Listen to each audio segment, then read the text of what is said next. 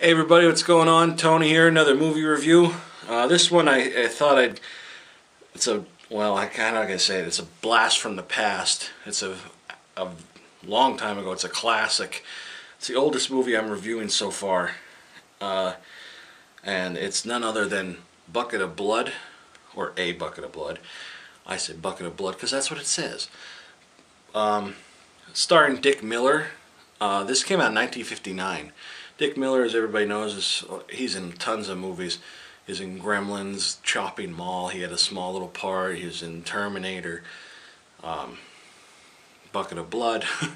He's in a lot of movies. And he's still around today. And if you ever get to meet him, meet him. He's a very nice man, and he's very old.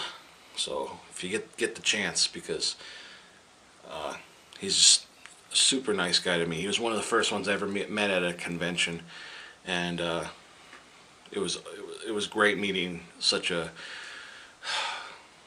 It was just an honor to meet him. I don't know, but anyway, this movie it's like I said, it's 1959, but he's a busboy in like a beatnik kind of bar thing, like a coffee, not a bar, but like a coffee house and that, and it starts off like a guy's saying poetry on the stage and everything, and you know, they're the cool ones, and Walter, his name is Walter in the movie, and he's just the busboy to them. He's the busboy, he's nothing, and he really wants to fit in. So he lives alone. He has an apartment. He has this annoying landlady. Kind of reminds me of my old landlady, our first landlady. Nosy as fuck. Can't stand her in this movie. Feel bad because she has been dead for a long time, but you know what? Your character was an annoying fuck. Anyway, she loses her cat, and he's like, oh, you know, if I see her, I'll see the cat, I'll let you know. And then he's like, has clay because he wants to fit in. He wants to mold something, and he can't get it right. And then he hears the cat in the wall, and he's very angry. And the cat's name is Frankie.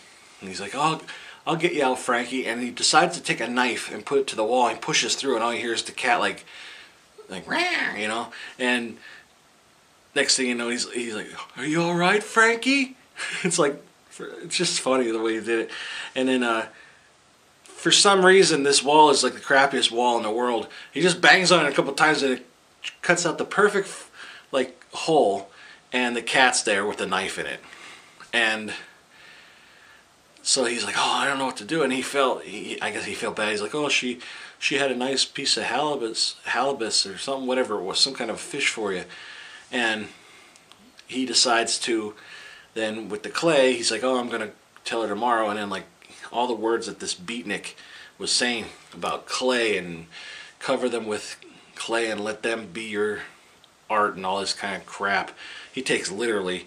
So he covers the cat in clay and presents it to this beatnik place called the Yellow Door, and everybody loves it. People want to buy it, and then they don't know that it's an actual cat inside it. They think he just, you know, made a clay cat with a knife in it, and he calls it Dead Cat. And so that becomes popular, and so basically all his creations are death. They look like death, and people don't realize that they're actual bodies. I'm not going to say who and what dies in it, because this is one I would recommend. It's cheesy, but it's not as cheesy as most movies nowadays that I've seen.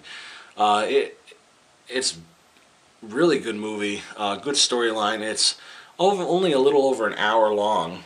Well, it says approximately 60 minutes, but it's a little like an hour and 5 minutes, something like that.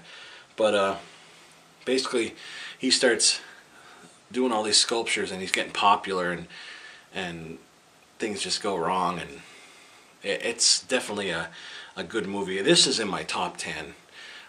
This was introduced to me by the one guy I know a long time ago, and he's like, yeah, I'm gonna put this movie in this, you know, let me know what you think. This movie's great.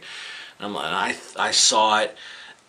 I saw the cover and I saw like the name and I was like, it's black and white. I was like, this isn't gonna be good. This is gonna be crappy.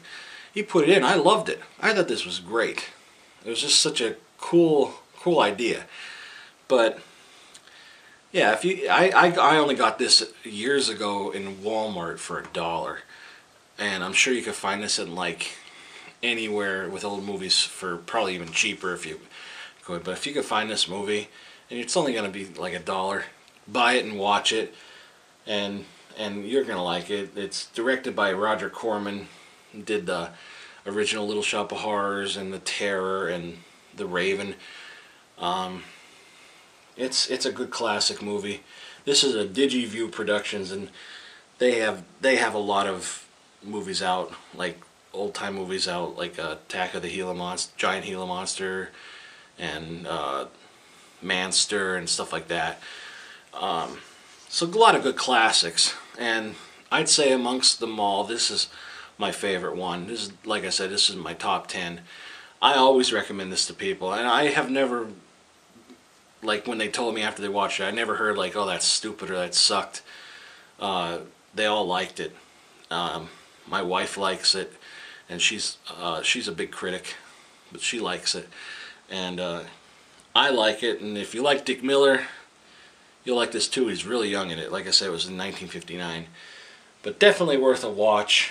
You could, you know, just buy it if you find it for $1, probably. Like I said, definitely worth it. But that's all I'm gonna say about this. And comment below. Let me know what you think of this video. Let me know if you watch this, what you think, or have seen it before. You know, just let me know. I like to hear your feedback. But anyway, that's it. That's my review of A Bucket of Blood. And talk to you later. Bye.